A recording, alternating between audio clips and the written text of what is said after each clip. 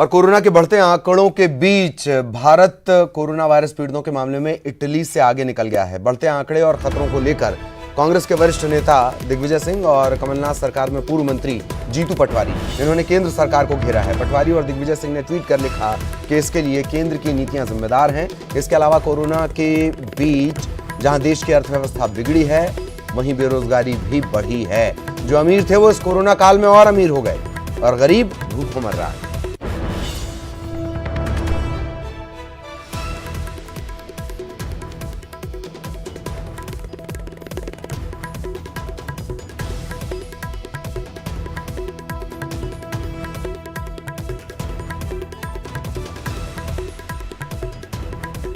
सहयोगी अनुराग इस वक्त हमारे साथ जुड़े हुए हैं। अनुराग, गरीब और गरीब, अमीर और अमीर हो गया, कांग्रेस के आरोप।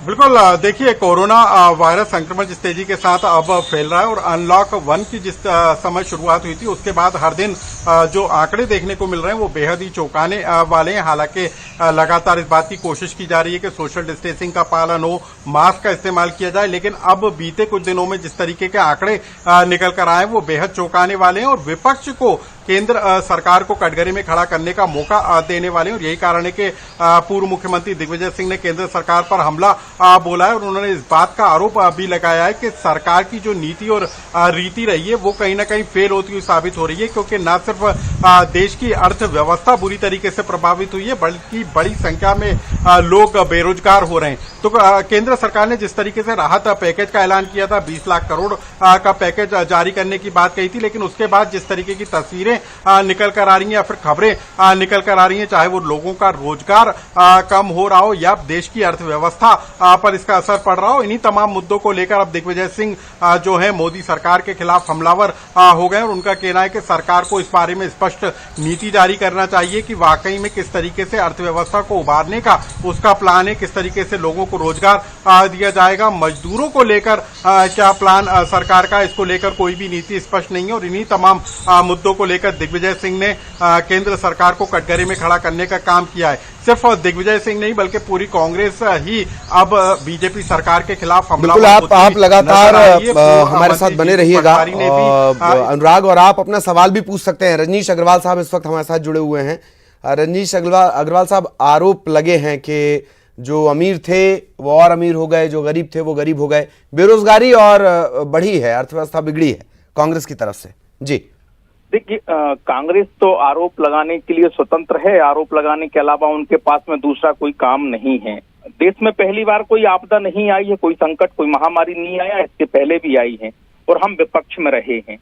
विपक्ष के नाते जनसंघ में हो या भाजपा में हमारी क्या भूमिका रही है उसका आकलन दस्तावेजों, समाचार पत्रों के आधार पर कर सकते हैं जो उस समय छपा करते थे। और आज जिस प्रकार की उन्होंने अराजकता फैलाने का, अफवाह फैलाने का, गलत खबरें देने का, पूरे अधिकृत तौर पर काम करना शुरू किया है, वो सबके सामने उजागर हो चला। लेकिन बेरोजगारी और अर्थव्यवस्था आपके लिए चुनौती है, इससे आप मानेंगे, स्थितियां बिगड़ी हैं। दो तरह के देखने का तरीका है, दो तरीका देखने का है। चुनौती जो आपने कहा उसको मैं स्वीकार करता हूं, चुनौती है और उससे पार पाने के उपाय हैं और वो उपाय सबके सामने प्रधानमंत्री जी और वित्त मंत्री जी ने रखे हैं और उस पर चलने का काम तेजी से हुआ है, जिसको अप्रिशिएट करने का काम हर स्तर के जो इस जानकार अर्थव्यवस्था के हैं, राहुल गांधी जी को छोड़ के, क्योंकि वो अर्थव्यवस्था के महान जानकार है, उनको छोड़ के और उनके चले चपाटों को छोड़ के बाकी सबने स्वीकार किया है। जिस पैटर्न पर, जिस विजन पर यह देश, जिस पद्धति और जिस दृष्टि से ये देश बढ़ सकता है, उस दृष्टि को अपनाते हुए आगे बढ़ने का काम किया है राहुल गांधी जी, और उनको उनके चेले चपाटों को छोड़कर बाकी सब स्वीकार कर रहे हैं। तो मुझे लगता है कि उस चुनौती के सामने अपना दृष्टिकोण सकारात्मक और रचनात्मक भाव से प्रस्तुत करते हुए अगर कोई बात कहे तो समझ में आता है। मैं आरोप लगाता हूं आपके चैनल के माध्यम से कि तथ्यात्मक और तर्कों की दृष्टि से, दोनों की दृष्टि से इन्होंने अफवाह फैलाने का काम किया है, बिना तथ्य के, बिना तर्क के, लेकिन केवल और केवल गप्पड़बाजी। जी, आप अफवाह फैलाने की बात भी कर रहे हैं और चुनौती, समस्या नहीं स्वीकार रहे हैं, आप चुनौती शब्द को स्वीकार भी रहे हैं। जी बिल्कुल कह रहा हूँ, चुनौती तो है। जब इतना बड़ा संकट आया है, दुनिया में आया है, दुनिया के कारण हमारे भी बाजार व्यवस्था, अर्थव्यवस्था प्रभावित होती है और हमारी खुद की जो 137-35 करोड़ की जो जनसंख्या है वो सबके सामने उस चुनौती को हमने स्वीकार किया और उसको पढ़ने का, समाधान करने का, पूरे विचार विमर्श करते हुए हमने दिया है और उस पर हम आगे बढ़ रहे हैं, बढ़ने का काम कर रहे हैं। ये जो क्या महान कर रहे जानकार हैं श्रीमान राहुल गांधी, जिन्हें आपने कहा महान जानकार, और उनके जो भी हैं, अगर वो इतने महत्वपूर्ण नहीं हैं तो उस पर रिएक्ट आपकी पार्टी की तरफ से क्यों इतनी तेजी से होता है? वो इसलिए क्योंकि वो कांग्रेस पार्टी जो अपने आप को 125-30 साल पुरानी कहते हैं, कई राज्यों में सरकार में है और खुदा ना खास्ता जो आप कहें अभी कम से कम विपक्ष में कुछ सीटों लेकर तो हैं, तो उसके इसके कारण उनको करना पड़ता है। पर संवैधानिक तौर पर विपक्ष की भूमिका होती है ललित जी, विपक्ष की भूमिका का निर्वहन राहुल गांधी जी और उनकी पार्टी को करती हुई नजर नहीं आ रही है। जी जी, भूपेंद्र गुप्ता साहब भी हमारे साथ जुड़ गए, उनका भी रिएक्शन लेते हैं। भूपेंद्र गुप्ता साहब, बेरोजगारी और बिगड़ी हुई अर्थव्यवस्था, इसे लेकर आरोप लगाए गए हैं, लेकिन ये बीजेपी इसे सिरे से खारिज कर रही है। वो चुनौती तो मान रहे हैं लेकिन समस्या नहीं मान रहे। पूरा दुनिया मान रही है उसको, ये क्यों मान रही है? दुनिया मान रही है कि भारत जो है कोरोना को हैंडल करने में, उसको मैनेज करने में असफल हो गया है इनकी सारी नीतियां। और अब तो इनके बेस्ट फ्रेंड कह रहे हैं ट्रम्प साहब कि जब जाके करोगे तो अमेरिका से भी आगे निकल जाओगे। तो ये जो जिन लगाकर ये जो है कहते हैं कि सर्टिफिकेट मानते हैं उनकी बात को, अब तो इन्हें उसका सर्टिफिकेट वो खुद ही दे रहे हैं। ये जो चीजें हैं कभी देश की समस्याएं होती हैं, सार्वजनिक समस्याएं हैं जी, वो नकारने से थोड़ी सुलझती हैं कि आपने जो है शुतुरमुर्ग की तरह रेत में मुंडी घुसेड़ी। उन समस्याओं को जो देखने, उनको समझने से वो समाप्त होती हैं।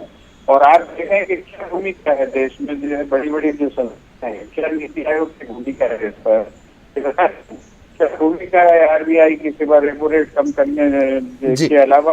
जी, रजनीश जी से रिएक्शन लेंगे एक, लेकिन मेरा आपसे सवाल है, आपने गुप्ता साहब आपने कहा कि अब जो ट्रम्प हैं, ट्रम्प तो खैर रोजाना उनके स्टेटमेंट बदलते रहते हैं, लेकिन शुरुआत में कई संस्थाओं ने, इंटरनेशनल ऑर्गेनाइजेशंस ने ये माना कि भारत ने तेजी से फैसले लिए और वो सही फैसले रहे, रिकवरी रेट में लगातार सुधार आ रहा है। किसी एक इंटरनेशनल एजेंसी का नाम बता दीजिए, भारत में ये खबरें छपवाने से कोई होता है क्या? मैं आपको 1000 कॉपियां दे दूंगा अलग अलग, Washington post, New York times, London times, सबकी जो है पढ़ लीजिएगा, उसमें क्या लिखा है। अपने मुंह से हम अपनी तारीफ करते रहे हैं, तो ये तो कोई भी कर सकता है, हम भी कर सकते हैं ये। लेकिन ये हमें भी कोई अच्छा थोड़ी लगता है कि कहीं भारत की आलोचना होती है तो हमें भी बुरा लगता है, हमारी भी आत्मा कचोटती है। और हमें भी लगता है कि ये लड़ाई अच्छे से लड़ी जानी चाहिए, हमें भी उसमें सहयोगी बनाया जाना चाहिए। लेकिन क्या सरकार का ये रोक है क्या? मैं आपको रोक रहा हूं, थोड़ा देरी भी आपको जुड़ने में हो गई, हालांकि मुझे रजनीश जी से भी रिएक्शन लेना था लेकिन वक्त थोड़ा कम है। रजनीश जी बहुत बहुत शुक्रिया, गुप्ता साहब आपका भी बहुत बहुत धन्यवाद, अनुराग हमारे साथ जुड़े रहे, अनुराग आपका भी बहुत बहुत धन्यवाद। ये तमाम चीज़ें आपने सुनी और यहाँ एक ब्रेक के लिए रुक जाते हैं।